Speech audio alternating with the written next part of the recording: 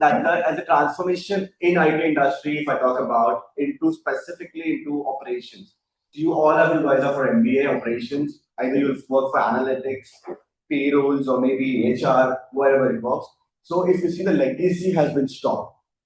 The legacy has been stopped and it is transformed to cut short the resources.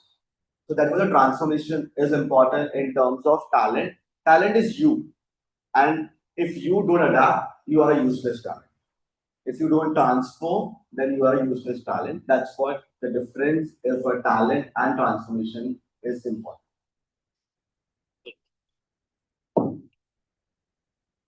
Thank you. Is this on you? Yes. So first, I would extend my thank to all of you for having us here. Very interesting topic, and I think one of the biggest challenges and also an opportunity for young talents. So let me give you by some examples. Today, probably someone would do an MBA HR or finance and all. Nowadays, we come from an IT consulting company. There was a time we were looking at profiles and talent who would be great in coding, right? But nowadays, there's been shifting gears. We are not looking at domain knowledge, just one domain knowledge, but how you extend your knowledge beyond your what you learn in college or what you get into a career for. But you probably would be recruited for some tech guy would be recruited for coding, but that person also needs to have some domain, some other domain knowledge, let's say finance and HR. Because if you look at the emerging opportunities which are coming up, it's not an MBA HR, my co-panelists also agree, there's an HR tech also, right? It's not I'm going to be good in MBA finance, but I need to understand, right, the technology so that, right, I also can be into the fintech companies because I come from a fintech. Okay, so we understand that while we are hiring talents, right, we need to understand, what is in for the children, how much they understand the ecosystem. You are not going to work for just one skill or two skills that remember. You have to have a variety of skills. There needs to be fluidity. Today, this is something which is in demand. In 5 years, it's not going to be probably AI, it's going to be probably, quantum computing. How do I, move on, right? And the other thing is that you are going to be hired in an organization for probably, for a short-term, solution, for a client or for short-term projects. But you need to look beyond. What's the country into? What is the need of the people in the country? What is the economy of the country? Who are the clients of this company? If you have that direction, what's this organization is going to solve? What are the organizations solving for the clients? What are the clients like? Are the clients in the public sectors? Are the clients like in a public sector, let's say, agritech or environmental sciences, right? Where do I place myself? Today, I cannot be a technology leader in agritech if I don't understand agriculture. So there is a mixed role which is evolving. So this is a request to all of you, just to stick to something, just one topic or one domain knowledge you have to explore. And there is no doubt of knowledge. You have YouTube, you have Udemy, there's so much of knowledge. Please spend some time to understand where the country is moving, what kind of industries are investing heavily in the country, and that's where you start, evolving. And don't look out for a job, look out for a career which will sustain you at least 10, 15 years. And while you do sustain yourself for 10, 15 years, that's also a learning journey. What next, right? So we are all very short-lived, today. Even for people like us, been in the industry more than 20, 22 years, every evening I go back and study 50, 20 minutes of the AI tools. Because everything is getting redundant, And today what I'm learning, I'm probably going to use it for 3, 4 months, something next. So for you guys, although it's a lot of challenge, it comes in with a lot of opportunity. The other thing, I really want you guys to focus. There is this evolving, and I think much needed, domain, which is ESG, right? Whether you're in finance, marketing, HR, whatever, we don't care, Every department has to do some reporting in the social governance, environmental social and governance, right? Please make sure you study that. Ultimately, all companies, and I'm sure there are companies who already have departments, especially the manufacturing industries and all.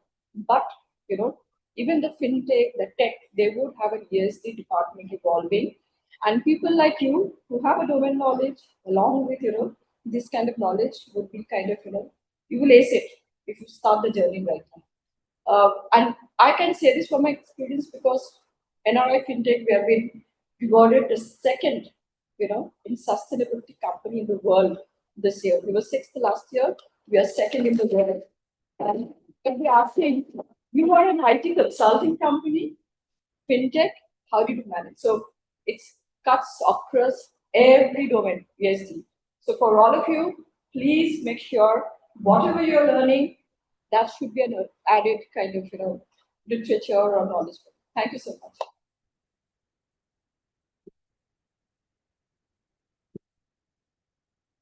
Morning, everyone. First of all, thank you, IIM Kashipur team and Professor for this session. So to answer your question, my fellow panelists have given wonderful news on the question. To understand your question, what are our challenges in this transformation time as a company? So we have a HR technology company for last 15 years, and before that, again, I come from HR and various other backgrounds. So the challenge which we are facing, technology is moving faster than people adoption. So to answer your question, where are we struggling? Like being an HR technology company, we are able to come up with technology solutions faster than our clients or our team is able to adopt to them. So that, to answer your question, that is the challenge, because with AI and all these tech, it's important for us to keep pace as a human or as an employee or as a contributor, whether it is in the form of client or employees, to pace up with the technology, which is one of the challenges we are facing. So we are able to add various features, but our clients are not able to use it because, again, there's a learning curve. So that's the challenge we are facing. Yes, we are trying to figure out the ways to fix that. Also, communication is one of the key factors there. So adoption and the transformation, these are the two things we are trying to bring. Excellent. There's a follow-up question to, and I'll start with Brishti on this, sort of, but I guess, you've framed the foundation for it perfect. So what we hear from these guys, the thing is that, AI can probably do any task that a fresher is asked to do in an organization, and it probably can outperform a fresher. So what do you see young professionals bringing to the table? What should they prepare for to be hireable? If we can start, and then obviously we have a campus specialist. All right. So very interestingly, I think we have the smartest dashboards nowadays, right? Because AI is gathering data, doing the analytics for us.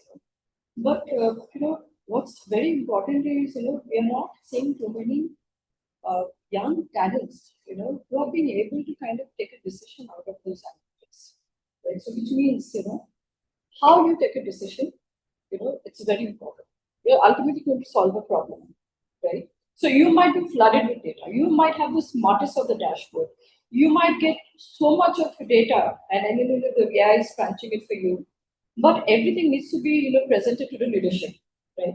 And today, organizations are not looking at leaders means you have to be a grade 4 or a grade 5 or a grade 6. We are looking at leaders who are very, very young, and we want them change agents. Now, what remains for you with that data, with your dashboard in place, what is the kind of decision, what is the negotiation skills, what is that you're going to be performing when you sit in front of a CFO or a CXO or a CEO, that creates a lot of difference, and that's the exact kind of questions when we go to campus for hire, we ask them. Now you have it in front of you. What is that you do? There was a time we used to run coding tests, we used to run OES, we used to run analytical tests and all those things. Like we have kept them the weightage of those tests way less. Now you tell me. Now you found out everything is in front of you. What is that you're satisfied? How are you going to solve the problem? Why could I listen to you? Like these are the typical questions we ask, which means you have to be very, very sharp in terms of solving the problem. Someone talked about stakeholder sort of stakeholder management. And let me tell you, your stakeholders are not your organization. It is way easier to solve speak to your CEO, your senior managers and managers, but it's the global clients. You get into a domestic company, you get into a multinational company, you're constantly talking to a client. And again, this is also, we put youngsters for client handling very, very young, even at the time of internship. So you can imagine, the amount of, what you do with the knowledge, what is the conviction you have, and what is the power of, negotiation, with the client. It's very, very important. You're presenting your company. For us, you're actually our brand ambassadors for the global clients. So even if it's a domestic company, don't think that, it's okay. I don't have to handle multinational clients. No, either your suppliers are from, international, places, or the services you're providing are also from, international clients. So please be aware that this is something very important. And so if you may have one, sorry, I want to add one thing. Please focus on a foreign language. And one of the language I would really want you guys to focus on is Japanese. Not because I'm from a Japanese company, but the kind of investments which are coming in India, it's huge. Not only industries, but also the GCCs, and they're very much interested to invest very, very heavily. So I am part of a lot of councils like the JETRO or NASCOM or we're actually looking at talents which are bilingual. You don't need to write and read, but you should at least know how to speak. So I would really request park some time to be useful in terms of kind of learning some good language. Thank you so much. Before we just move over to Lakshmi on this, I just tell you an anecdote. 1998, I was traveling to join my first job. My co-traveler was the number 2 to Tulsi Tanti in Suzlon Energy. And we got talking because it was the first time the train was traveling after the Kandla super cyclone. So we were caught up in a 4-hour journey for 24 hours. So we talked everything, and I was offered a job in Suzlon Energy at that time only because I had spent 2 years in Sweden and I could speak some tutti-frutti Swedish still. Foreign languages do take you a lot. Over to you, Lakshmi. Okay. So what I would say, youngsters, you really don't need to worry about AI. AI is your best friend. So a very practical example that what you might think that we as a company can leverage AI instead of hiring young freshers. So for us, AI can give us options or solutions, but the curiosity which youngsters bring, that we cannot get from AI. So that curiosity, that thinking out of the box. AI gives data or the results based on certain data, but thinking out of the box, curiosity, that energy is not available through AI. So youngsters can bring in that energy, that curiosity, that hunger to the role. So do not worry about AI, yes, but if you're lazy or if you don't want to do anything, then you're definitely in trouble. I'll be blunt. So a very good example, recently we hired one, that first year, second year, in between intern, IIM Kashipur. So, he was able to provide me solution which I was not able to get from my full-time marketing and branding team. So, so we are coming up with another product, like series into HRMS technology domain from last 15 years, but we very recently, again, thanks to AI, we are able to launch a product and like a retreat management system. If any of you have heard of Parmanta Ashram, so again, that's another story why we got into that. But to answer your question, this intern was able to help me, and I knew he was traveling or doing anything. So what I would like to say, AI, make it your friend, and the one who can look like you co-study with someone and also leverage it. Do not worry about that it will replace you. But yeah, thinking out of the box, your human touch is very important, and your curiosity is very important.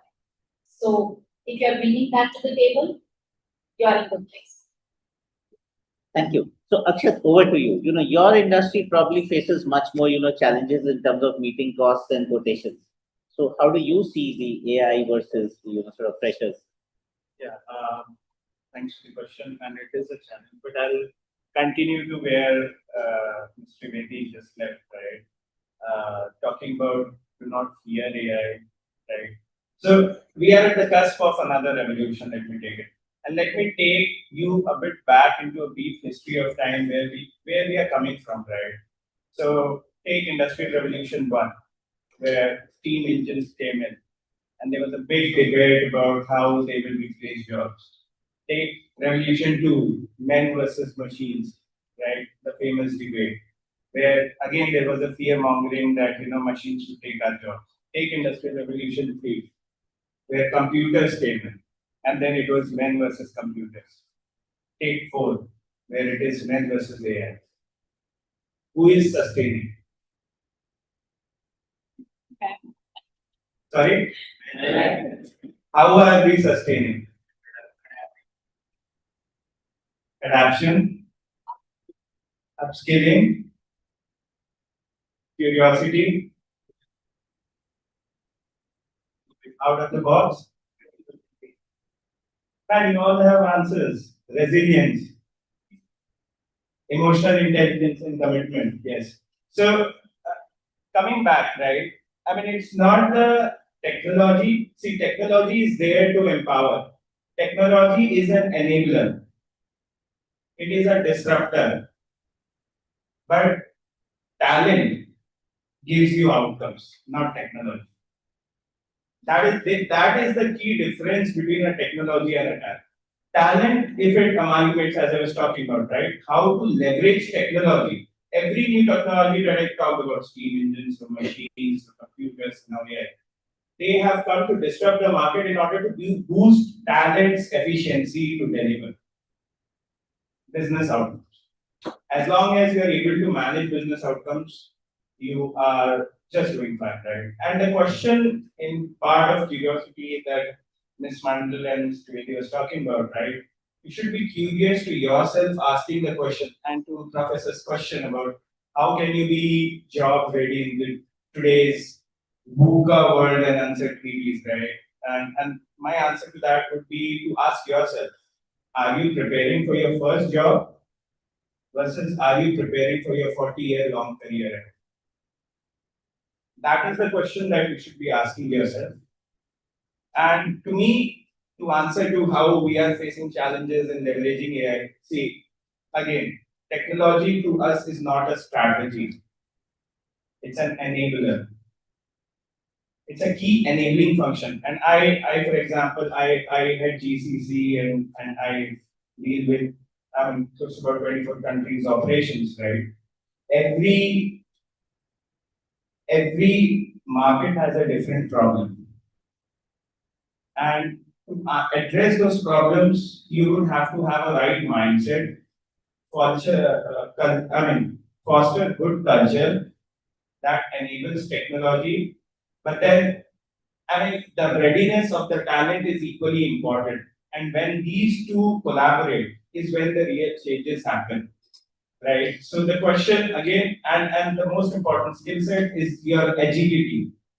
How quickly you are able to learn, how quickly you are able to unlearn, and how quickly you are able to relearn a particular skill set. That creates a difference. Because AI analytics is today. Yesterday it was Java. Prior to that it was COBOL. Tomorrow you don't know. But all you know is you are there. You should be there and you will be there.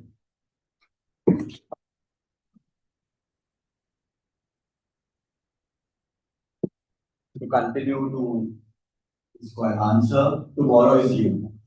So believe in yourself. First thing, and second thing, who has made AI? Is it something came out of machine? No, right? Someone like you, a mindset like you, is an Indian. Is an Indian IIT Guwahati pass out 2017. That guy has a strong mindset to create ChatGPT. And he created ChatGPT just to write emails. And that's how the transformation is going through. And now, ChatGPT is gone, Gemini is gone. What is new? Cloud. What is cloud? You know what's the major drawback of cloud? It's with everything. it stores your data. For me, I can't give Microsoft Sheets to cloud. It is storing my data, and one of the other way he is going to cheat at me. Somewhere down the line, he will cheat at me. We are again back to Excel being Microsoft. We are again back to Excel. I am telling you here, we are again using hundred of sheets of Excel because we got cheated by AI in terms of data. And that was the purpose of making AI. If AI would do such wonders, I have seen reels, LinkedIn stories that you just put a prompt and website is getting generated, apps are getting generated. Then why are we hiring so many software developers giving 50 lakh rupees a month? There is a reason. We want a coder, we want a programmer. We don't want a machine program where if it's get an error, there is no way to solve it. Humans are the problem solver. AI is a problem creator. Okay, so that's the major difference. And to answer Sir's question, does AI taking your jobs? The answer is with you. Who has created AI? A human, right? And that human again has failed, so again he has to rework on it. To rework on it, what he will need? A manpower. And manpower is you. That's Excellent. Sort of since we have a campus hiring specialist, one of the questions that we usually think is that when you are at a place like IIM Kashipur or sort of not at the Ahmedabads of the world or at INSEAD, a lot of us feel that sort of it's always the more confident and the well-rounded personality, well-groomed candidates who are getting picked up. Are you seeing that this approach works, or is this something more that these guys need to prepare for? Are there other skill sets which are going to take them ahead? So what really gets them to campus hired? the first thing is just the assumption that it's for few get picked up or favorites get picked up. It's nothing like that because we as a campus team, we don't know people. We only get from TPOs, people like Madhav, we only get your names along with your CGPA and the street that you're working in. We don't have a personal relation with anybody apart from the PCOs. And PCOs, we don't entertain them for the drive. We are coordinating student PCO. Because again, it's come as the same thing that it's been favored or maybe somebody favored has been picked up. It's nothing like it. The first thing we as a campus recruiter think is attitude. Because honestly speaking, I was there at that table 6 years back. I have grown in 6 years to this level and I know how it feels. So for us, for all of you and even including me, when we started our first job, we are a liability to company. We are not an asset. Okay? And every people work for an asset to get an outcome. If for example, if you're keeping FDs in the bank, what do you expect? Interest on returns. So that is what companies do expect from you guys. They are currently hiring you, that's for sure. But you are a liability to them. They will probably give you the training for another 6 months, a year, and then you will be a liability. Then you will be making asset to them, and then in returns you will be doing a project or maybe something that will give money to the company. So it is not something like that, any favorite picked up. There are three things that Sir said, like mentioned. Always believe in that, learn, relearn. That's the mantra currently going into IT industry right now. And it's not about CGPA, it's not about your fancy blazer are you wearing for interviews, it's not about you walking in with attitudes, flipping hair around. No, it's simple one thing. What have you learned previously? Because we can't judge you over your previous experiences, we can only judge you to your resumes. We have your CVs, and in CVs, what you have mentioned as a person. We can't, for example, in this room, there are 100 people. I can't have a one-on-one introduction with 100 people, but I can scan 100 CVs in 10 minutes to 20 minutes. So eye-catchy words, what are the projects, what are future readiness that is shown in the project, what is the spirit that is put in the words, efforts that comes. And I would suggest you, all of you guys, since campus placement might hit up very soon, please avoid using AI resumes. Yes, agree. Please avoid using AI resumes. You might find a very fanciest word to your resume, but they don't go through.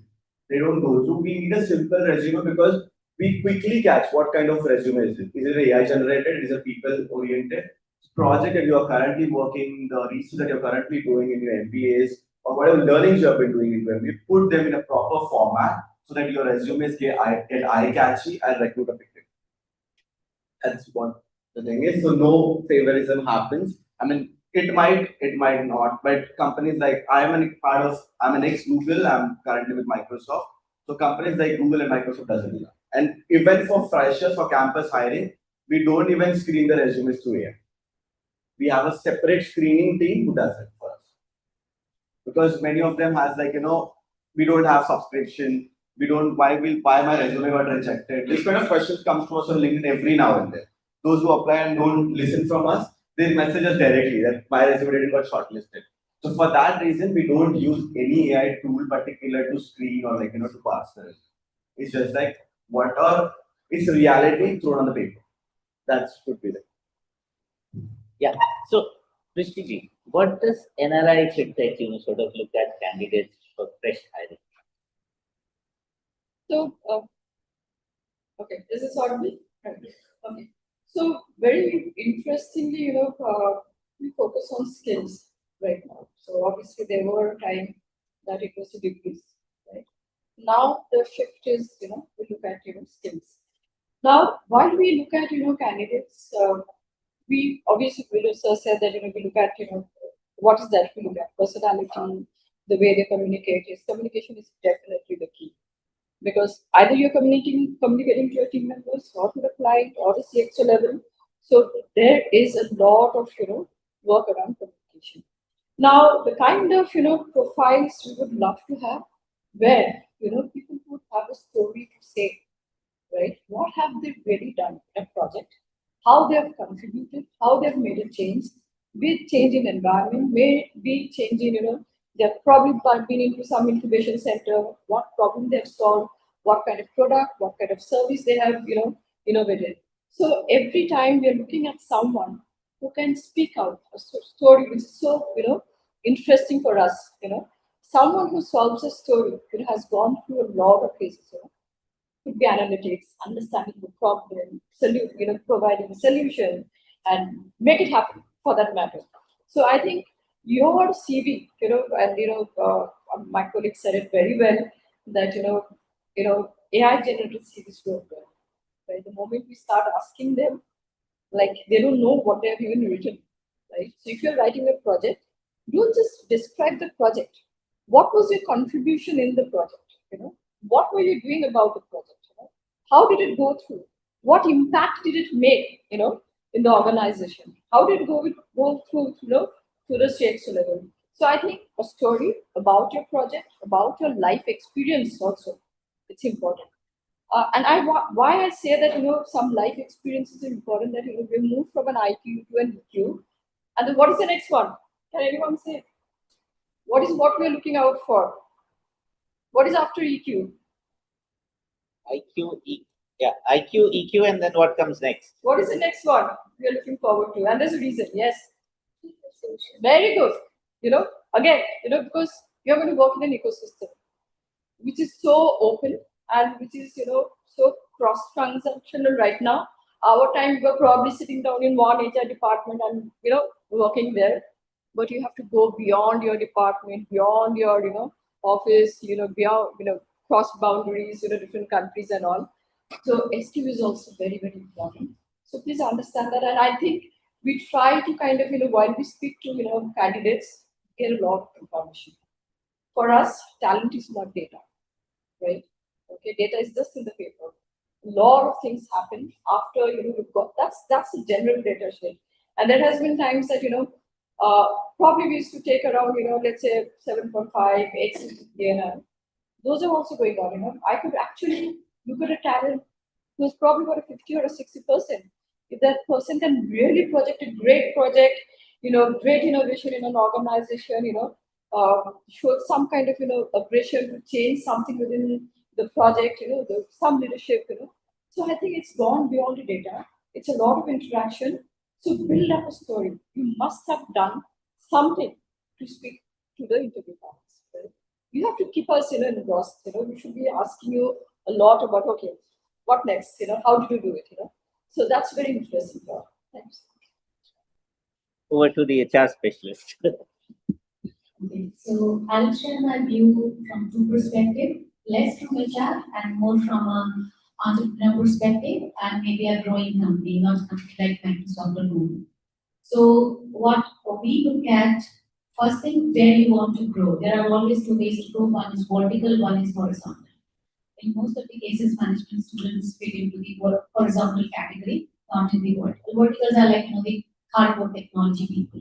So when we are looking for technology people, we might look at their, CV for their, the core academics and the projects they have worked upon, while we are hiring for other verticals like any of non-technical departments or non-technical teams. We look for horizontal CV, like if you have done anything in your childhood or anything like NCC or NSS, do not forget to please mention these things. Reason being, or if you have learned piano or guitar or anything, what we look at is the learning ability and the curiosity in the person. So if you have been curious enough to learn certain things, you might not be expert in any of these things, but at least you tried in your life. That shows that you are willing to learn new things, whether you might fail or you suck at it. It's okay. So that's what we look at. So my personal recommendation would be to not forget to mention if you have been involved in these kind of any peripheral talent you have. And sorry to disagree with my fellow panelists on AI part, I would say you can still use AI to build your better resume, but give prompt so that they are not missing on those points which they might be looking at, where they can assess your learning abilities, curiosity part. It should not be very technical, but you can still use AI to make it a more human-friendly resume. So yeah, use wisely. As you said, like doesn't mean that if AI has given you a resume, you just send the same AI. Maybe you might want to find a way. We are in that phase of AI where every human final audit is required. In any of your messages, whatever, wherever you are using AI, do the final human audit. AI hasn't reached that level where we don't need audit. I think it will always require the human touch part. That's, I would say. And Akshat, in your world, how do you look at advice for freshers? How do they come in? Yeah, so never stop learning. That is the only mantra I have. Always see technology. I come from technology, right? So and you have different views altogether. I'll speak about technology and give you proper insights, and I see you maybe analytics as well, right? So what I would say is technology gets you in the game, Number 12 with you. but it is you, your agility to learn, grow, adapt, is that puts you on top of the game and maintains you there. Right? So getting in the game is one thing. Being consistent, being on top of that game is another. Right? And I also did my MBA a couple of years back, right? Let me take you my journey, 6 years back, I did my MBA. And trust me guys, this is not the end. It is just the starting. If you treat it as an end, I mean, you would be stable. You would be stable, right? But if you want to grow today, not even grow, survive. Let's talk about surviving. As ma'am was saying, AI, right? There are a lot of avenues, and every technology that comes in, it gives a visible disruption, right? As in the jobs, AI taking repetitive jobs, AI taking programming and all of that stuff, right? The exposure of AI in technology is more than compared to any other industry, right? So how do techies evolve? And when I say techie, doesn't mean a hardcore coder. We have MBAs who are doing a lot of technological transformations, right? And analytics is at the help of it. AI, which is managing AI, data science, and all of that, right? Making informed decisions to data-driven decisions and all of those jargons, right? What I was saying was, how do you adapt, learn, and stay top of the game? But then it is reshaping any technology, as I was talking about visible disruptions, as in the nature of jobs are changing. And new jobs, new avenues are opening up in the space of governance, for example, right? You cannot let AI loose. You have to check if AI is biased or not. And that needs human intervention. Human intelligence is the key, right? it is the collaboration again of a human intelligence plugged in by artificial intelligence that creates synergies and gives the best and the most efficient outcomes that are. And then you have to also plug in, I was talking about stakeholder management, right? So dynamics, the human to human, and she's talking about human intervention. So human intervention is very much needed. And for that, you have to always learn, understand, and read between the lines. So visible disruptions I talked about, but any visible disruption or technological disruption also gives some silent disruptions. The important part is to understand what are the silent disruptions that are happening. If you are able to read between the lines, that is what makes the difference. Otherwise, tell me a question. If ChatGPT can answer everything, what value are you bringing that you? If your Gen AI tool bot, if they are answering every question. Oh, sorry? Okay, domain experience. I am bringing the right questions to get work from it. Great, I'll come to that. Validation. Yes, sir.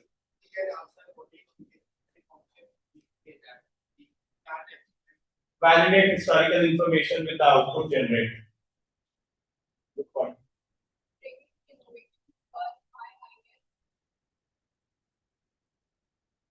Yeah, plugging human intelligence and domain knowledge to the numbers. Right. So, yeah. We can give the data, but transforming it to actionable insights that are presumed to the context can motivate them.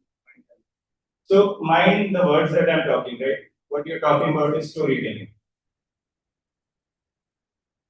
So, mapping these words and condensing brevity is the need of the hour, right? One word. So, what I would say is the word, as I say, from a technological lens, I'm talking, right? We are transitioning from a solution designing phase to problem identification phase. We are going back, but in a different cycle, right? We are not cycling, it's not reversible. Point A to B, but you're coming from B to A dash, not A, in a different path. Earlier, we talked about solutions, how to design solutions, define a business case problem. I think you guys do case studies, right? Where you do problem identification and then you define the solution methodology and whatnot, right? Today, we are moving back. Solutions, you have AI. It can give you any solutions. Problem is how accurately, how specific in a measured manner you can identify a problem. So I hope that answers. Right. So always learn, never stop. After my MBA, I did executive postgrads in data science, machine learning, and I did a MS as well in AI. So never stop, always, and nothing goes for a waste, especially if it is in education. Thank you.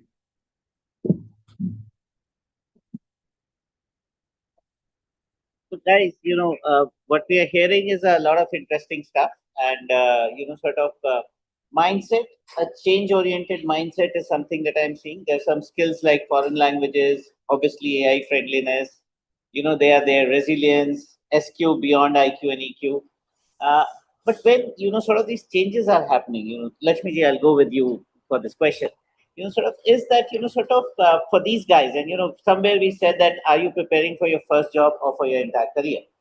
And in that terms, is the career growth also the same, or is it also transforming? Sort of. So the question that these guys want to ask is that does the traditional ladder set work, or do they have to prepare for their careers in a different way? What advice would you give? Being the uncertainties over a few years, I would say just one thing is constant. Keep yourself open for learning and for change. So it doesn't mean that you don't need to think of a career ladder. Of course, you're going to start your first jobs and all.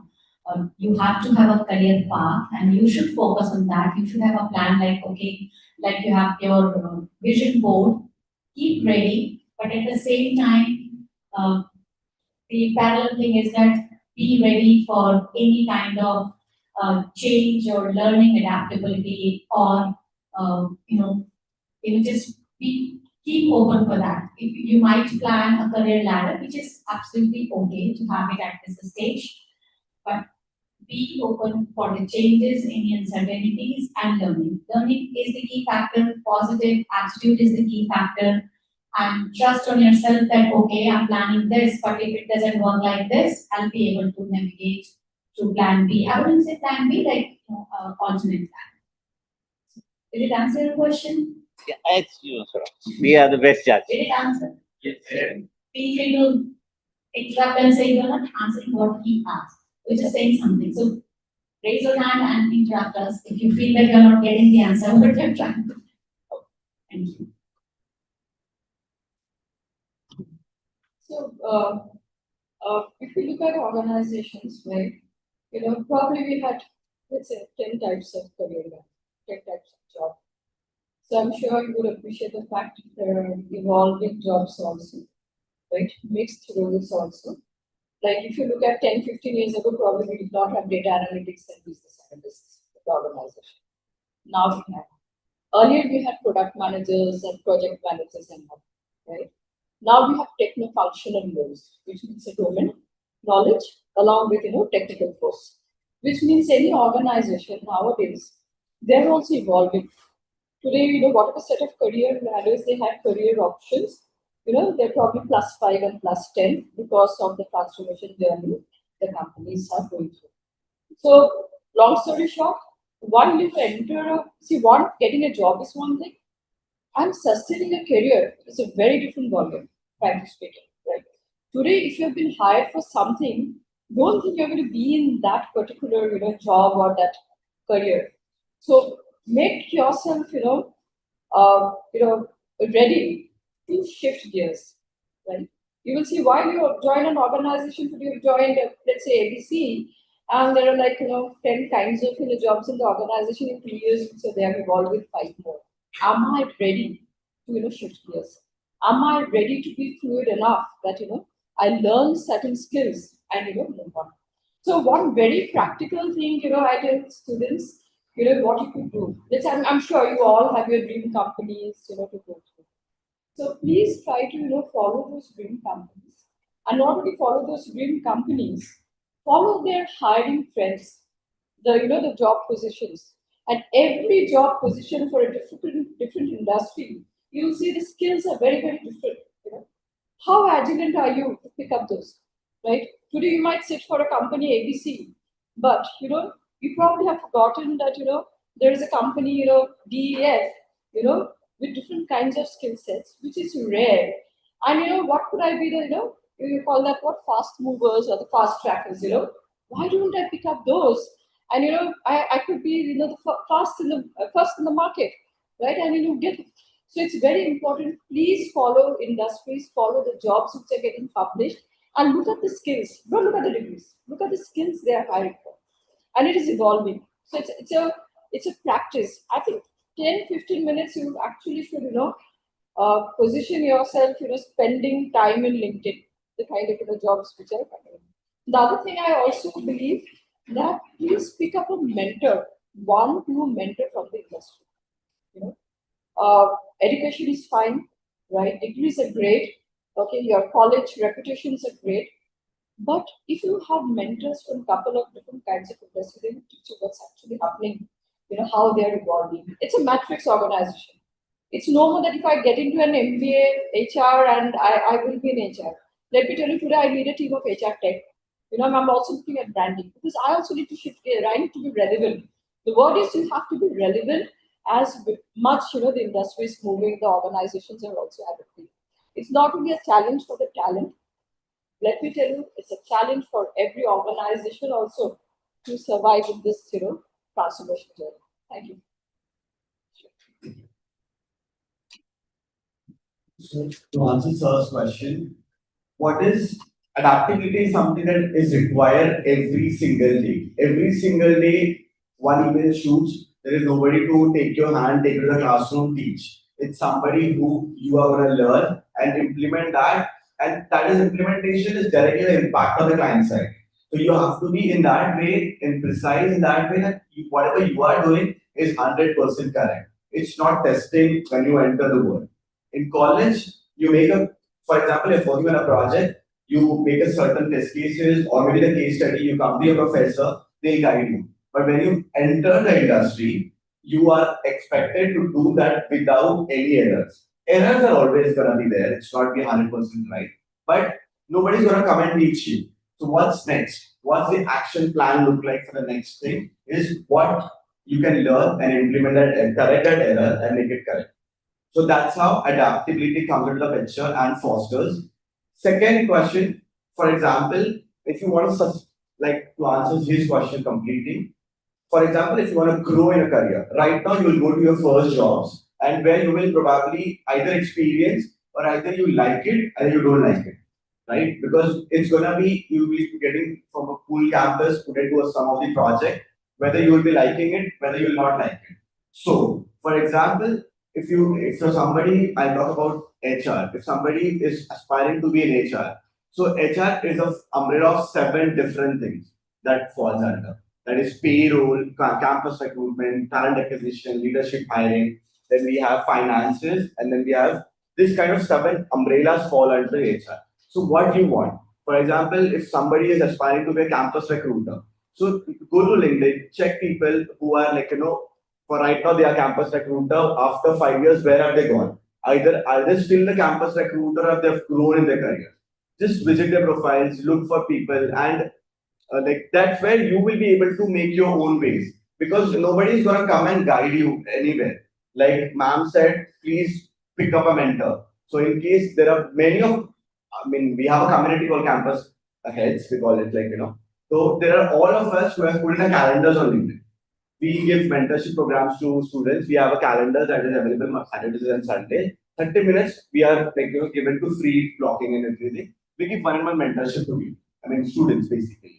So whatever you are picking up is something that is you're picking it for your future. Don't sit for a campus for that particular job. Sit for something that you really want. One campus not working fine, second not working fine. Third, that will work for you at least for 5 years. Next 5 years, think in a bigger and a broader way where you stand and after today where are you standing and after 5 years where are you seeing yourself. So it feels like arey abhi to like dekh lenge types questions, but it is not like that. Because since IIM Kashipur must have 400 students, same with IIM Bangalore at 400 students, and we have 10 positions to fill. 800 out of 10, so you can think the mindset that we will look forward for. So it's not about today, it's about tomorrow. I hope I answer your question. Question is, how is AI changing the job hierarchy? Yes. Not just AI, general business environment. Yeah, the disruptions, either it is technology or market driven. Okay. So as I was saying, disruptions is either technology and also it is due to market driven economic and socio-economic, a lot of factors like government policies and a lot of things comes in. So there are classes to disruption as well. And there are then classes to changes in job hierarchy as well. But then coming from again a technological perspective, yes, there is a change. And the changes are more visible in early careers. Why? Because AI is automating repetitive tasks that were earlier managed by juniors or entry-level careers. So, yes, entry-level hiring has reduced, whether it is technology or it is strategic management decision making. But then what has increased and how can you navigate governance? So having guardrails around these algorithms, there is where the shift is happening. That is a silent disruption. Right? And to answer specifically on the job hierarchy, earlier, 5 to 10 years back, we used to think I will become 10 years down the line, I would become a director and then AVP and SVP and then a CXO. That is no longer valid. Today, a lead directs a CEO, and a CEO works on problems by design, right? So your hierarchy has changed. It has changed massively. Currently, I don't have a view where I would be in 10 years, right? So that is the level of uncertainty we are living in. I want you to focus on the short term, meanwhile managing expectations on the long term. Excellent. Yeah. Okay. So the next question that I have, sort of the worst part of putting a faculty as a moderator is we bring in our biases into it, right? So one of the things that I find, sort of feedback is that I told somebody that you have to be a change agent and go into organization. And I've had alumni come back to me and say, sir, I don't think so they're willing to listen. Right. So, and somewhere I felt that probably the guy was probably, just putting his foot too strongly down for change, whereas probably the environment for change was not there and there was friction. I also have instances on the opposite side where I find people being very adaptive, malleable, and adaptive, malleable, and there's a thin line to saying people turned out to be yes men and they became irrelevant very soon. So what would be your advice on those things? And anybody can start, I just want to go with this. Very interestingly, Baba, why I picked up this question to be answered first is, I probably had the I didn't get the question. Where, even interns were kind of, listened to, and they were definitely, change agents. We've always been taking interns for 1 year. Either the last year of, BTech internship with us or the MBA, last year, right? Although a lot of college don't leave the students for more than 2-3 months, but we are very kind of, this thing we want them, to work with us. Now, you have to, and that's very, very thing, you have to understand the culture of the organization, right? And one of the reasons, and one of the ways you could understand the culture of the organization, right, is, when you get into a LinkedIn, right, look at the leadership, look at the CXO, how they have grown, from where they have come, right? That speaks a lot about the culture of the organization. What kind of, people are joining the organization, what kind of people. I'm sure you look at Glassdoor, right? You look at also Ambition Box, right? They give in a lot of, inputs. As much we talk about, a lot of organizations and looking at your job. And if you are someone who wants to be in a culture where you want to, bring in change, I'm sure you will thrive there in an organization if you pick up the organization like that. Please understand, as much we need talent, as much you need organization, the organization needs talent too. It's a two-way process, right? So we are not doing a favor for you. That's number one, right? So pick your organizations wisely, the way you are, right? Otherwise, it's also the way Sir said that, if I'm a change, kind of I would say a change agent, I've always brought in change, be it in my family, be it in my society, now next organization, I will definitely not thrive in an organization which is sort of accepting, my kind of, personality. So please choose wisely. Initially in your career, while you go for campus, it's very difficult because, it's your first job you want to pick up, but please navigate, every company, don't expect every company would have the same culture to suit your personality and your way of working. So that is also a part of, research you need to do. What kind of organization I need to kind of join, or what kind of organization I need to transition to help me grow. It's all about your growth story, right? So that's it. I think this is what I want to say. Thank you. Last question. Yeah, please. I think she has already covered most of the point that you need to align yourself with the company's culture, and good way is to, of course, put in the CXO or the team and try to build network. LinkedIn is there, Glassdoor. Being an employer, I really do not recommend Glassdoor. Take it too seriously. So I'll say, like, yeah, LinkedIn is a better platform. Try to connect with people. Nowadays, it's very easy to, before even you are applying, just with some connect, have personal opinion on where you want to go in that particular company. So, like to answer your question, I think it was that some people who were too adaptable, they also didn't like that lesson of yours, and some people who were, who joined and wanted to bring the change, that company was not flexible to change enough. So again, one way is do do some work about the company, and if their culture is aligning to your values or your growth path, then choose wisely. And to be honest, sometimes they're not always the chooser. We do not have multiple options. So it's absolutely okay to join and see, try to at least bring in your point. Sometimes you might not get the information while you're not in the company. Be communicative, try to connect with people within the company, and then see if they are open for changing or not. Sometimes, yeah, it may work. If it doesn't, then you always have another company to work with. So, to answer, to put the sirs in question into the sir is like, does youngsters' suggestions or any feedback has been taken into consideration by the management or the head of organization? So it's a big yes. It's an open forum for everybody. The company has transformed now. It's out of the box topic, but yeah, a very relevant. Gen Zs has just now put in government on the foot, and it's live example currently 400 kilometers from here. So yes, even in corporates that is happening, and there's a lot of change.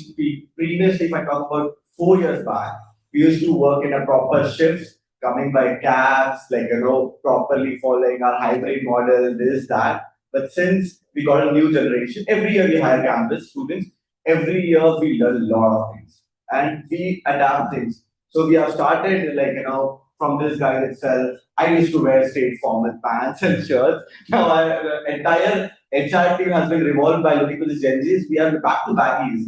We don't really, and we are using terms like any other Gen Z or maybe the new generation that is getting. And even Microsoft CEO has addressed this once, that this are the future and they will route us. They will show the path because they are not here just to survive. They are here to build their thing along with the mindset that they are carrying right now is not a legacy mindset. They are a different out of the box thinkers. Yes, it is taken into consideration. Any suggestion, any feedback, but it should be relevant. You can't come and ask something irrelevant and make a change. It's not going to happen. Anything that is making your work easy, anything that is putting certain change into organization, something that can be easily adaptable to everybody. Because in college, if you see your classmates, they all are from same age group or maybe ups and downs. But when you work for an organization, it starts with from early 20s till 60s. So you can't expect to have mindset of every single person the same what you are thinking. So it's always going to be a suggestion. You can't force to have things implemented because the mindset are not ready. For example, my dad will never agree to go at Jantar Mantar and protest. But my younger sister should definitely be agreeing. So that's what the mindset is, and sometimes it's not possible to make them understand. So that's how suggestions are always into consideration, but it should be relevant, it should be on point, and it should be something that is realistic. Thank you. It was a difficult point. So what advice would you give? Yeah. Should they stick out their neck and be, sort of foolhardy in pushing their argument, or should they just be yes people? Maybe that's the issue. Technically speaking, how do you balance having strong conviction as a leader while staying open to changing your mind? I would say have a conviction that you know nothing. That keeps you open. First things first. And when you are open, you are agile. And when you are, I strongly disagree. okay. Yeah, so good to have disagreements so that it gives more views, first of all. So let me rephrase it in a way that you always should believe transition from know it all to learn it all. Right? That is how you will transition from know it all to learn it all. And in uncertainties, you cannot box into a particular conviction and ideology. You have to always change it, right? So that is how, and anchor on your core values. That is very important. Anchoring on the core values of how you want, because there is where strategy and vision and mission and goals, what you're trying to achieve comes in, right? So when you anchor on core values is when you anchor on the conviction. The why stays the same. How you are achieving that why always changes. That is that is how I believe convictions and managing, changing your mind. Yeah. So why sticks, how changes. The counter answer to this.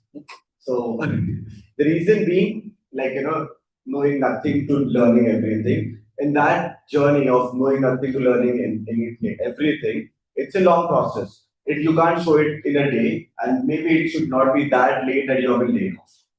Because you have been judged from day one, not from something that you will come after 6 months that will judge you. You'll be judged from day one, especially when you entered from a campus to corporates.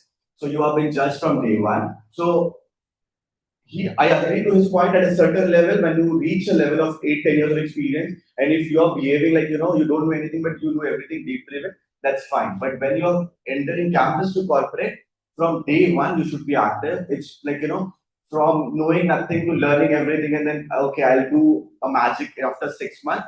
Within 5 months, you'll be tata bye bye. We have a next campus coming in, and we'll be hiring fresh grads. So that's how the change happens. So it should be starts with day one. Day one is induction, obviously. Day two. Okay, excellent. Time for some quick time check. So me and Aaquibe, we were having a side conversation, and Aaquibe is of the view that we should open the floor for questions, and I had a view that maybe we should listen from them about sort of what is their industry outlook for the future. Sort of a very quick 2 minute each. So over to you guys. You guys can choose what you want. You want to listen to them. You want to open questions, whatever. Yeah.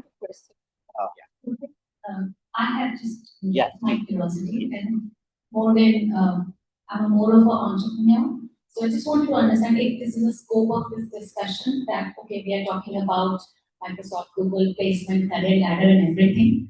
Are we also covering if they have any questions related to how is there anyone who wants to be an entrepreneur? And if they have any Definitely. questions, Why not? I would love to, because I would want that will be the best usage of my time. You would have a lot of knowledge around the career progression, but actually point on, because this generation, I think so, a lot of them want to work more with startups. The type of environment or stuff, something attracts them. Startups. Some of them. Startup. So different shades of it. If you have any questions, it's the best time to be in India and be an entrepreneur. Trust me. So, and you are in the, we were talking to your faculty before this session that this area itself has a lot of potential for entrepreneurship in terms of infrastructure or the resources. So if any of you wants to do like bee culture or any kind of thing, how to do it, and if you have questions, I would be happy to answer. Now consider me from that side. I want to be an entrepreneur. So I have one idea in mind, and I'm working on it. Coming with industry experience and dealing with academia for a long time now. So I am trying to build a platform as in academia as well as into industry, where I will be collaborating with industry, gathering the data and transforming it into an academia in terms of learning through my portfolio, or maybe through my protocol that I'm trying to build an organization basically in terms of where I am collaborating with academia as well as organization, and with a ladder in between both of them. And I gather academias and corporates and build a subject, or maybe a roadmap to corporates, or maybe to any journey. So how should I scale it up? It's a very raw idea right now. It's the whole course. You know that. Just ask you for the entire. Yes, it's the whole course. So what I would like to say to answer the question first, it's a brilliant idea. Second thing is that the first thing, you need to be clear what you want to cater to. There should be a gap in the market. There should be need for it. Then only you can provide a solution. Yeah, doesn't mean that it has to be a rocket science idea. There could be some players in the market, but if there is a need, further need, given the market size that we have globally or in India, you should stick to it. And then, of course, you're thinking of building a technical platform, bridging the academia and the industry. So, first thing would be that, of course, if you're not coming from the technical background, you might need a team. And thanks to AI, it's very easy to build a technical platforms now. Earlier, being a the startup or the first level, first gen entrepreneur, you might need a lot of resources. Now you don't need to. 4 लोगों का काम एक में होता है. But you should know what you want to get done. So it's really good time. You're thinking of a technical platform, have your functional or the vision in place. You just need to have like a technical partner. It could be AI or it could be a person, and then the logistics part, statutory part, legal part, and that has become very easy with AI. Like if you're thinking of starting any company, earlier you would need someone because you know only one thing, your passion. You have your passion and maybe a knowledge, domain knowledge of that passion. But besides that, any running company require legal, statutory, technology, a lot of things. Now, with AI, you can leverage it with minimum resources. In fact, one-man industry bhi ban sakti hai because if you're clear what you want, you can leverage it to the max. That's what I want to say. Like, I would really encourage people, if you have any hidden dream, Papa ne MBA karwa diya, but if you wanted to do something, it's a very good time. You are sitting at the best campus and you have a great faculty. I'm sure they must be encouraging this building ecosystem. So, that is that. Sorry, sir, if I had Perfect. So you heard what Ma'am said just now, right? You should know what you want. Rest, it's a one-man industry. That is what I was hinting at some time back, right? We are moving back to the problem identification industry rather than solution. We have tools to design solutions. It's what you want. That is the $1 million question. And you have to be very specific. And that question has to have a jargon word, SMART goals or something, right? It should be SMART, it should be specific, measurable, achievable, and targetable, scalable, and all of that, right? So that problem identification, what you want, is the key today, and that takes a lot of hypothesis around. So back to you on how students want it. No, I think so. Somebody raised their hand, so the decision has been taken. So I think we are moving to questions. We'll start right from the beginning. Also, please let us know who do you want, which panelist do you want to be answered. Can somebody just help us with the rolling the mics?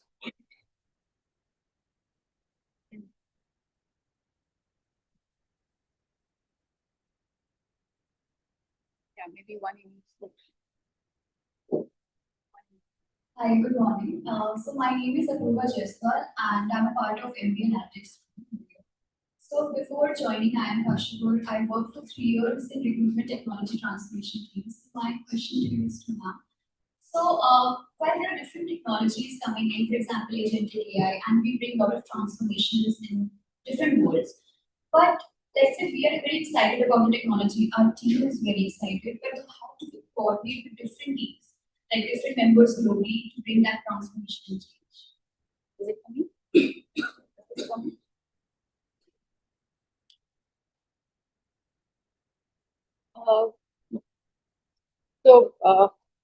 Can you hear me? Just okay. Yeah, can you hear me? So are you talking about, if I want to clarify that question, you're talking about how within the organization you build a transformation, and are you make sure that the whole of global team is also adapted? So like if you are working in a global company where you are handling different global teams, internally stakeholders, so how do you coordinate, how do you bring the same enthusiasm that you have in those teams? Because not everyone is open to technological changes as well. Okay. Not different teams. Okay. So typically, very practically, the way it works, any multinational company, it's always one country or one team, brings up this, let's say a HRMS platform, right? Anything to do with maybe an ATS you build up, some, HR tech, this thing. Once you kind of, build it up, you use it. It's a use case, right? You do UATs, then you use case. You actually convince the CXO that this is working. So you have to create the value add. What was there before, the way we used to do it, and what has changed while I brought in an HR tech. I built up something with my HR tech team. And then once the CXO, it is always the CXO level or the CEO or the, CHRO who would kind of, at a global platform will, pitch that, let's the other, branch offices or the other group companies, start using it. And with the help of, you folks, right? You're the ones who are going to give the presentation, show the analytics, this is what was my time, this is now we are reduced to this is the value creation, there's a kind of talent we have hired, vis-a-vis the kind of, leakages we used to have in our entire recruitment, team, understanding or, bringing in good talent. So it's the value you create. It's just not building a tech, right? You also have to showcase what has changed. And once you can convince your leaders, they will do the work. Obviously, you will be the forefront to kind of, it's like giving a presentation in your own. If you have an incubation center in the campus, you get a presentation, give it, sell it to, companies, those kind of things. So it's actually very easy. All you have to do, build it and show the value you have created. That's it. Thank you. And I want to add something, while we were talking about, entrepreneurship, so that's also, I call it as an entrepreneurship. Why? It's not about, while you're not working in a company, you're entrepreneurs. We're also looking at people who have this, entrepreneurship mindset within the organization. Build something, create something, okay? And make it a product or a service which can be used globally in different branches. For all you know, a lot of companies, the group companies would actually pay for the product and the services you have built. Like if I build something in, let's say, NRI, India, and it's a product by the HR team, I would actually sell it to my other group companies, right? So that is also an entrepreneurship skills which you need to kind of, do it in your organization. Thank you so much for that question. Somebody from that side, and then this, and then we'll come back to you, right? Thank you. I had a question for Brishti ma'am as well. I just had a small question. You mentioning about Japanese before. Is it better to focus on fully mastering a language or know the basics, a couple of multiple different Audible? Yeah. So I wouldn't say mastering. It is a very, very difficult language, and there are various levels to it. You've heard about Duolingo, right? Okay. So the reason I'm talking about, language, to be able to communicate, right? Great, build up relationship. The industry is moving where you should be able to build up relationships. Right? Today, if you walk into any meeting where, let's say, for example, a Japanese company, there are 4 Japanese, let me tell you, 4 of them will start talking in their own language, right? And you will not understand anything. So what you're doing, you're being left out. You have to be a part of that communication, right? It's very unlike the US organizations where it is kind of, when you walk into a meeting, all of you are supposed to use the same language where everyone, speaks. The Japanese people, they don't, they see another Japanese, they will start speaking in their own language, right? So how do you understand? So your duty, your understanding is how do you understand the problem of the client? So you speak, you don't write, you don't read. So it's like, also being respectful of their culture. When you learn a language, you're actually being respectful of their culture. And, if you look at, sorry to, let you know this, but if you look at the Korean countries and the Japanese countries, the first thing to build up is the trust, right? And the only way you can bring in trust is by communicating. That I respect your language, I understand you, right? All your, cultural, the ways of greeting and all. So just leave it to, understanding and communicating, the basics, I know a little bit of Japanese. Yeah, I can just connect to, Duolingo and, you have so many YouTube, this thing. And I think the best way to, pick up a language, create a cohort within your own campus, Have a partner to talk it out. Yeah. I've been struggling at my age with Duolingo. I keep forgetting. Again, Duolingo reminds me, hey, you're not there for a long time. So the moment you have a partner to speak to, that's the best way to work. Okay. And you have agents also probably who Yeah. speak Japanese and you can Oh, speak yes. to them right now. Yeah. Thank you. Yeah, good morning. My name is Virat Goyal. As Mr. Akshat mentioned that we must be learning constantly. So, sir, I want to ask that are you talking about gaining practical knowledge or gaining theoretical knowledge? As according to me, nowadays practical knowledge is more efficient than gaining theoretical knowledge. I would say apply frameworks to your practical knowledge, to practical. So I always talk about I don't never be extreme. Don't take a side that this is the right way. Take a side that collaborates. Collaboration and synergy is the key. Use frameworks into your practical solution. Thank you. I would like to add on that. Yeah, please. Yeah, so theoretical knowledge is also important. Yeah. It's not like just stick to the theoretical knowledge.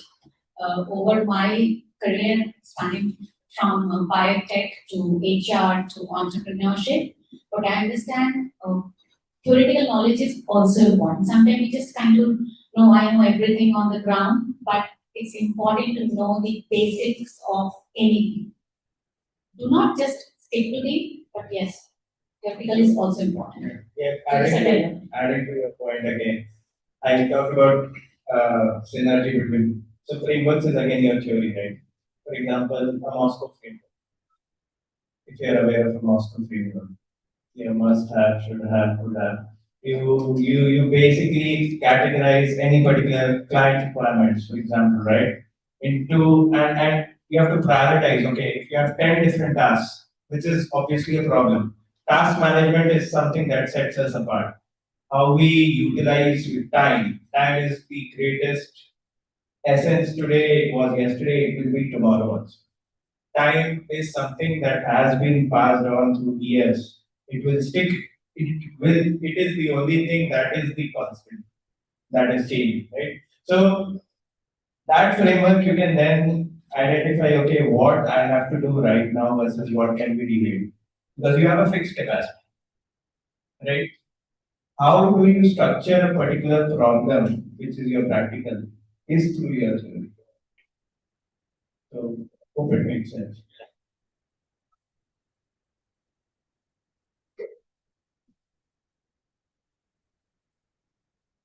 Good morning. My name is Siddharth from MBA Analytics Batch. And I was, before coming here, I was at HSBC for 2 years. And my question is to Mr. Aaquibe.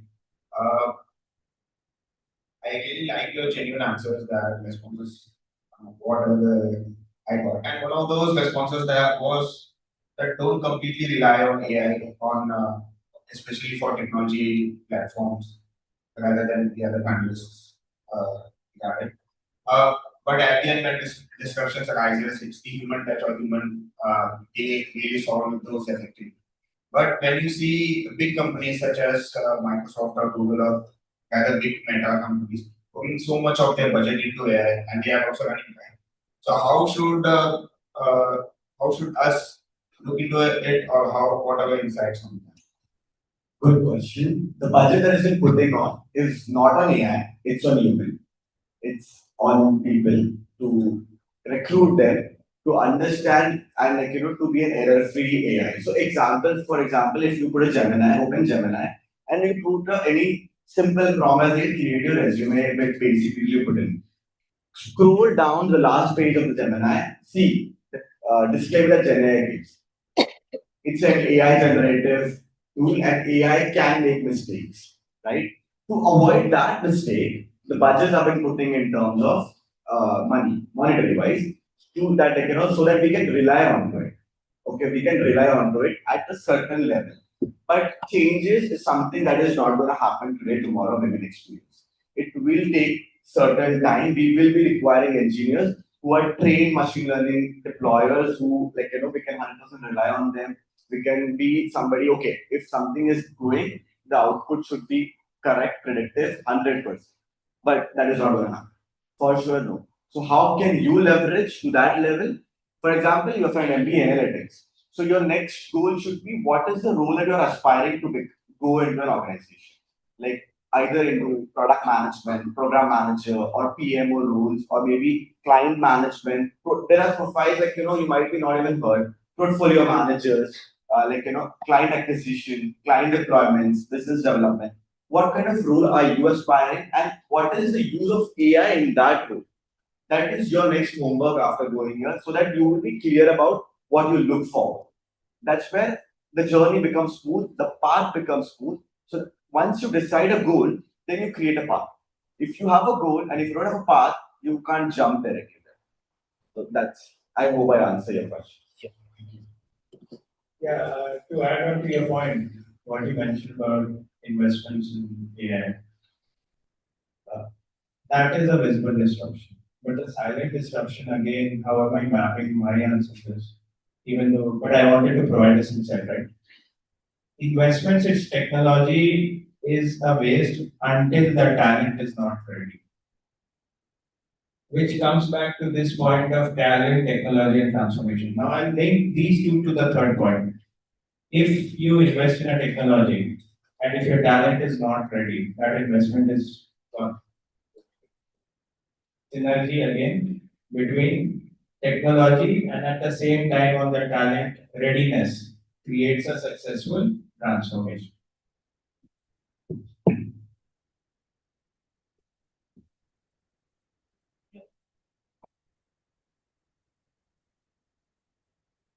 My name is Abhishek. First of all, thank you for giving us your time. I have a very generic question which gets discussed in a lot of families. We did discuss about the culture of joining an organization and whether it fosters your ideas or not. So my question is, 5 years down the line, when I feel like maybe this domain interests me, it's like the grass is always greener on the other side. So how do you make that informed decision, because you are having a lot of experience and I feel every one of you must have gone through that change. Maybe should I change the domains or should I change my roles? So at that point in life, how did you make that decision or that choice? And I really wanted some insights, because when I reach that stage, I really want to be making that informed decision. So, to answer your question, by my bachelor's degree, I'm a computer science graduate, BTech. So, when I was doing my practical in my second year, that bouncing fish on my screen after writing 20 lines of the code, I was like, I can't sit and do this for my entire life. I can't do this black and white work every now and then. And that's where my interest began. So my interest began, okay, I want to be an HR. But what HR? A big question mark every now and then. Like, what is HR? Human resource. But the moment I got to the computer science is something that I'm doing it for my parents or maybe to just pursue a degree, that's when I made a decision. Okay, I don't want to be into coding or stuff. I would rather be something that is like, management skills. Management, if I talk about, there is like the window got open into three multiple factors: operation, management, and people consulting. So then I have to make a choice. Okay, am I the right person for people consulting? Am I the right person for operations? Do I need to deal with data or do I need to deal with people? Then if I talk about people comes under leadership as well as mid-level or maybe the juniors who enters. So then I decided a little bit research about it, but I was too late. I mean, even after my graduation, I set for a campus placement, got into TCS, went to the campus of Bangalore, took the training of Java, worked there for a year in Java, and nothing was working out because my parents were like invested in this and that. Then after a year of working, I completely understand this is not my forte. Have to go back. So it's never late. Okay. I know it's fostering temperature and everything, but it's never the late. Even right now, he's open to change the domain. I am open to change the domain within the organization, and that has been supported. That is because IGP, internal job postings. That's through that we can move wherever you want. I mean, even companies like Big Fours or Microsoft, Google supports you being into other side of non-technology, and if you have that window, because we have hundreds of learning platforms, more than 100 of learning platforms. In case if you have grown up yourself or maybe learn in a technology where you can be a developer, you are free to go and be a developer. So it's not something that you have to hard and full decide and then only join. You can taste the water, taste the water, being in the water as well. So yeah, that's right. And I think I don't know, but I think this is my almost more than 100 leadership talk or maybe the campus thing that I've been doing right now. So I prefer myself to be a student because it's not big time for me as I've been to careers. It's just all just 6.5 years I've been into industry right now. But touch wood, my visions were very clear, my mentors were very clear, my paths were very clear. That is where the journey has been evolving every single day. So be the person that you want to be. Don't just follow the crowd. Okay. So interesting point, Ankit. So you said you just had 6.5 career and you still want to be a student. So I'll say I have almost more than 20 years of experience. Still, I love to be the student, and the IIMs are my favorite places to visit. And I'm still enrolled with some of the IIM Bangalore programs as the women entrepreneur and all. Okay, so coming back to your apprehension or the apprehensions or fear, whatever you have right now, it's okay to not know everything. You cannot figure out your future. No one can does. No one can. So it's okay to be, apprehensive, not knowing everything. That I didn't do enough homework. I could have got into this, like you mentioned. You would have opportunity maybe within organizations or outside organization. The only thing you need to, and you would have heard hundred of times from your parents, from your faculty, from everyone, but that is true. Be open to change, adapt, adopt, and learning, and trust yourself. So it's okay, you do enough homework, you pick a company, you pick a certain career, you might just simply get bored of it. It's not like it's not giving you the career trajectory. You just get bored of it. It's okay. And learn something new and switch. So trust yourself. You are a bright generation. You have secure future. Naito. You can always start your own company. There will be enough opportunities. Sometimes it comes from inside, sometimes it comes from outside, which is probably having a mentor always helps in these situations. But I hear the organizing team telling me that there's room for only one question. The last question. Okay. Yeah. So before there's room for one question, I'm here, okay, since I don't have anything. If any of you want to speak to me personally one-on-one or maybe in a group forum, I'll be here, we can have a good chit chat. In real life, but consider me as your friend and only come to me. In case you're coming to me as a sir or maybe something that is a very serious question. Sorry, I'm out. I don't really. My name is Sarvesh Gupta. Lakshmi, my question goes out to you. My question is regarding both entrepreneurship and business. So it has been established that we need to predict the future and we have to position ourselves in such a way that we get the early movers advantage and we are able to build greater wealth and the value. And as we know, disruptions are the time periods wherein we can build the greatest wealth in life. So my question is, how do we identify these changes and these disruptions and get ahead of the curve before such changes and disruptions happen? And how was your journey as an entrepreneur and how did you manage it? So I'll break the question into two parts. One is that how do we how do we leverage the numbers advantage? Okay.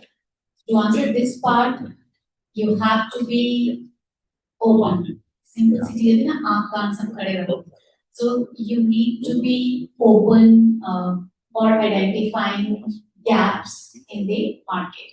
So entrepreneurship is mostly about bridging a gap or filling a solution. So you need to identify, you need to be open, you need to have some sense of like gut feel or intuition or say like sensing, just sense, use your senses. And of course, to validate your senses, you need to depend on the data. So that's why most of the entrepreneurs are given. There are various reports available, various tools are there. So of course, you need to focus on that data, like market research. What is called? Do market research. Double check it with the the market trends, future trends, and you cannot always know the right formula to build a successful business. But it works with, again, research, data, adaptability, and be ahead of the curve. To answer your second part, how did we manage? Again, I think same thing, and we wouldn't say that we would not have paid, we would have paid as well. But okay, look out for the market, see the trend, keep adapting and then adopting. So we have changed our technology stack 3 to 4 times in last 16 years itself. So it's not like you create a product and then you sit and relax. No, it doesn't happen. So you keep on changing the technology, adopting to the future, and the customer needs are changing. So these are the basic formula which goes everywhere in life, even in your relationships as well. So that's it. Did I answer the question? Do you have anything specific?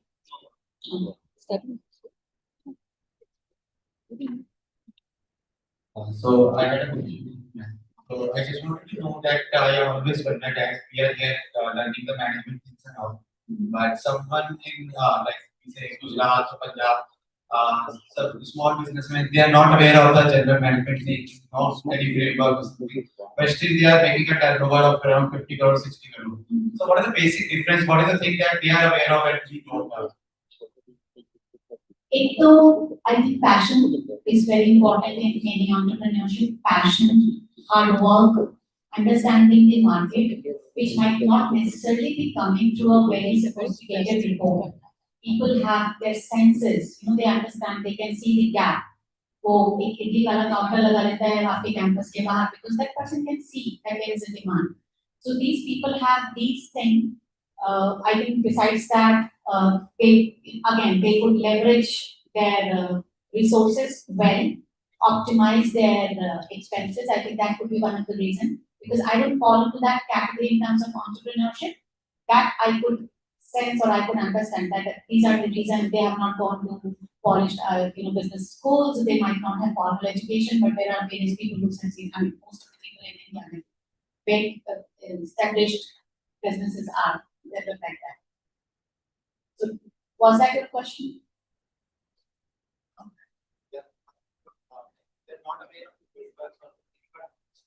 They're doing it. Yeah. I think I'm sure one thing is common: passion, hard work, sense of need, and the need and the supply at the right time is right timing is also important. Right location is also important. So right opportunities and bridging those. Thank you everyone for the great question. As we conclude this, Akshat just wants to say. That's okay. Please go ahead. Yeah. We're all here to listen to you guys. So, frameworks, right? Frameworks get you from 0 to 1. But that 0 to 1 has a long journey. And that is what differentiates. So, a 50 crore turnover with a framework can become a 1 CR. And how we came to 50 crore CR is understanding the need. You don't need a framework to understand the need of the market. And do a need gap analysis and try to fulfill that. Right? So then frameworks help you to structure and scale in a structured manner from 50 CR to whatever the number be. Right? Initial few funds or turnover is very, and this I can say because I also belong from NEA, so I have a passion entrepreneurs networking and in startup innovation, right? So initial, that is not a problem. How do you scale it? That is a problem. And scaling is where your frameworks comes. Build the hypothesis, but build the POCs, but when you want to actually do the live of a proof of concept, consider that 50 CR as your POC. But if you want to make it live, you want to franchise it, you want to expand it, there is where you need all of this. You need seed fundings and all of that. Then you have to learn how to pitch it to the investors, funding. Yeah. So hope it answers and makes sense on what is the difference and why do you need an MBA and frameworks. You always need. And education, I totally never goes for it. It brings more structure to your approach. so much, sir. As we conclude the second edition of Sangam, the Executive Forum, we extend our heartfelt gratitude to our distinguished guests, esteemed faculty, and the enthusiastic students for contributing to an insightful and energizing day of dialogue. Under the topic Leading Through Change, Talent, Technology, and Transformation, we reflected on the shifting paradigms of talent, technology, and leadership in shaping the future of work. Today's discussions served as a powerful reminder that the shared wisdom and collaborative insight are key to navigating uncertainty and seizing the opportunity in a rapidly evolving world. We extend our heartfelt gratitude to Mr. Aaquibe Shaikh, Mr. Akshat Choubey, Ms. Brishti Mondal, Ms. Lakshmi Devi, and Professor Vaibhav for an insightful discussion on leading through change. We are grateful to have witnessed such a valuable insights. Session offered varied perspectives on embracing continuous learning, leveraging technology as an enabler, adapting to change with agility, and developing the problem-solving mindset needed to thrive in an evolving professional landscape. The conversation reinforced the importance of staying curious, aligning with core values, and viewing transformation as an opportunity for growth. Thank you for sharing your experiences and inspiring our community with your thoughtful insights. Your perspectives have left us with valuable lessons that will continue to shape the way we learn, adapt, and lead. We would like to extend a special thank you to our one and only Professor Vaibhav to have accepted to moderate the session with full enthusiasm. We would like to request Professor Shobha Tiwari, Chair of Placements, to present a token of gratitude to Aaquibe Shaikh sir.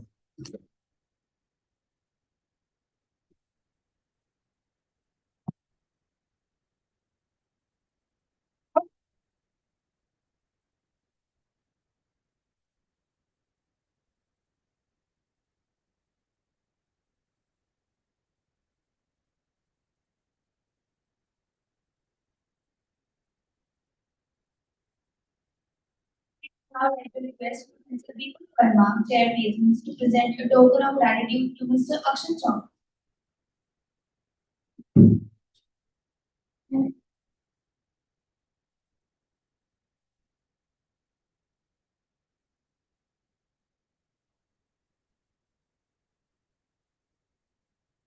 We would like to request Professor Shobha Tiwari, Chair Placements, to present a token of gratitude to Brishti Mondal ma'am.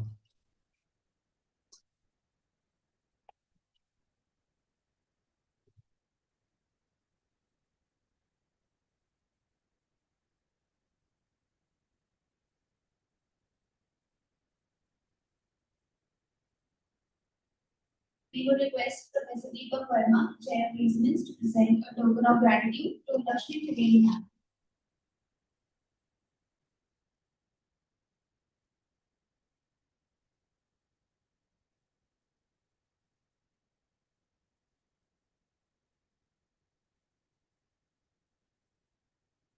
Finally, we would like to request Professor Shobha Tiwari, Chair of Placements, to present a token of gratitude to Professor Vaibhav.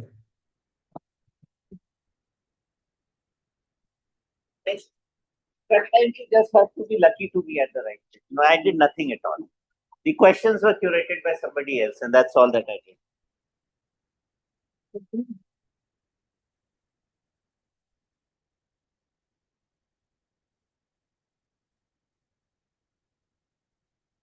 As we bring Sangam to a close, let this not mark an end, but rather the beginning of more such thought-provoking conversations and lasting collaborations. Thank you once again for making this gathering truly meaningful. Wishing everyone safe travels, and we look forward to welcoming you again at IIM Kashipur. Thank you so much. Thank you.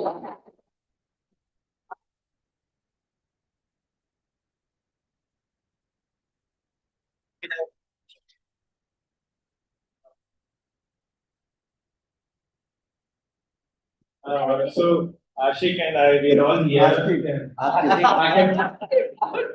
So Aaquibe and all, we're all here this afternoon.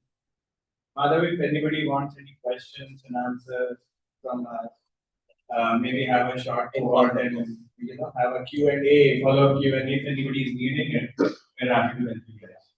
in terms of anything, it could be whether what they want to pursue, PhDs, masters. Because I am a dual MBA. I did my MBA from Exeter as well as Texas. So got the taste of both this Texas as well as India. So how my journey started, what are the things you can learn, relearn, unlearn, and what the stepping stones for you guys look like. It's not always big campus. So to look forward to my journey, I only got campus placement in TCS, but I only worked there for a year. But the rest, what did I do to pursue my dreams and my aspiration, or maybe to be where I am today? So that's how, in case if anybody wants to, I am open. Otherwise, we have an option of going to hotel and sleep, which is my favorite job on weekends. So yeah. So basically, they are going to be your big brothers today. Trouble them as much as you can. That's why they are there. I would also like to share one thing that I can see many of you will have questions. It's okay to be apprehensive about what's future hold for you. My journey has been one of the true example of this transformation in technology. So I started my career as a plant biotech scientist, publishing papers in DNA technology. But then due to marriage, I moved to US, and then my career was, I was not on the working visa. So I got an opportunity to study bioinformatics. So what I want to share is that never lose hope, whatever situation comes. So then I switched to bioinformatics, but then we decided to came back to India. There was no career for bioinformatics in India. So somehow I got into a multinational in the training and the learning vertical. So once I joined this MNC in the HR/training vertical, I decided to do my MBA. So I did my MBA in HR. And I was having a nice life and corporate career. Then we decided to start an IT company because my co-founder and my husband comes from the technology background and I come from the HR functional background. So we thought, okay, we can create a company. So, my MBA is also gone because now when you are a startup, you really don't have people to manage your HR MBA, whom are you training? There are no people. So that HR thing got back, sidelined, and then I got into all the non-technical part of the company. Like everything, right from legal, statutory, finance, and website or SEO. So I did a course on SEO as well, like how to create a website and SEO. And okay, now that I got bored. Okay, now when I thought, okay, let me take in charge of the finance. So I practically I've been taking care of finance, but more into formalized way. So then, I've been managing the whole non-technical finance and branding and strategy of companies. And I thought, okay, now it's time. Then I got the opportunity to be part of Goldman Sachs 10,000 Women program, where they identify women entrepreneurs. So being associated with IIM Bangalore or ISB Mohali. So and then so mainly like whatever I learned in HR is not that much of use, but I am into the whole finance and legal and everything. The basic thing I would like to talk to each of you, and especially young women, and seeing out here. Sometimes you might have a career break because of baby or these are all natural things to happen. Do not lose hope, do not lose trust, and it's okay to switch gear here and there, but keep going, keep learning, and keep rocking. I've been blessed to be awarded a couple of Women Entrepreneur Awards and all. So, what I am trying to say, not in the positive sense, trust yourself. You will figure out. Do not worry about future too much. You do great. Be positive.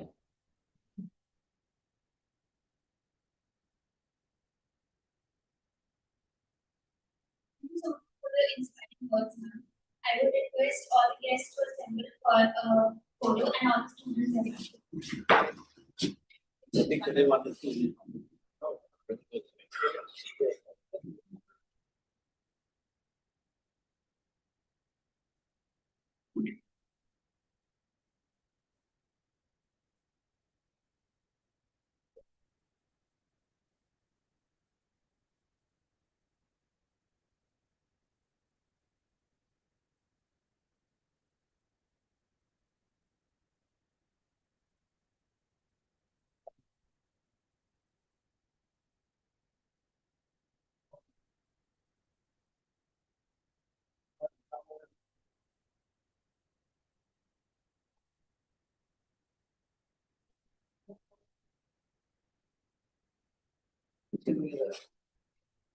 Oh, yeah.